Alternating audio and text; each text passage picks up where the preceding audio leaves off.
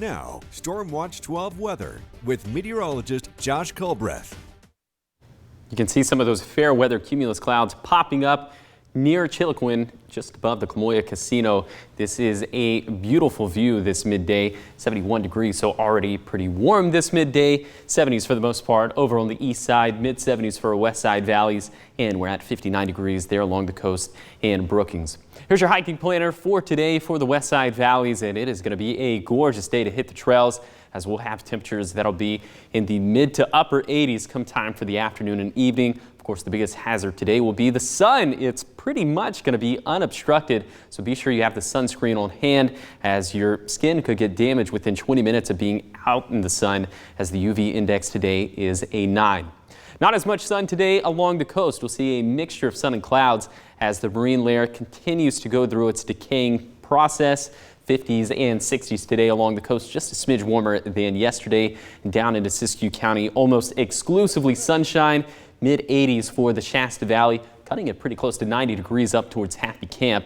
And then over on the east side, mid 80s for Lakeview, for Bly, for Klamath Falls. Maybe we have a tough time making it out of the 70s in Chiloquin and in Chemolt. We'll see winds picking up in the afternoon and evening, gusting out of the west. We'll also see the same thing down in the Shasta Valley. Those winds could gust anywhere between 20 to 25 miles per hour. The mountains are going to feel superb today. Crater Lake only warming up into the mid 60s. We'll have a tough time even making it to 80 degrees in Prospect and Butte Falls. And then for the Rogue Valley, feeling pretty comfortable, at least for this time of the year. Average high temperature for this time of the year in Medford is 90 degrees, so we'll be a little bit below that. The same thing applies to the rest of the Rogue Valley. And then overnight, we'll continue to stay clear inland. We'll just have a few clouds and maybe some patchy fog along the coast. And again, that continues to be because of the marine layer. Temperatures everywhere will feel very comfortable tonight. 40s and 50s for the east side, mid 50s for west side valleys, maybe cutting it pretty close to 60 degrees in Medford, and will be in the 50s there along the southern Oregon coastline. Here's your 3-day forecast for the Klamath Basin over the weekend, and there is just a very small chance that we could see a stray shower or thunderstorm bubbling up in the afternoon and evening. That would mainly be in northern Klamath and Lake counties. I didn't even show stormcast because this is such a small chance, probably less than 10%. We don't even have that on Sunday, just more sunshine and then warming up in a hurry as we get into Monday. Here's the temperature trend line for the Rogue Valley, and it's looking likely that will touch 100 degrees at the very least for Monday, and we'll make another run for it on Tuesday, slightly cooling off into the mid-90s for the rest of the week.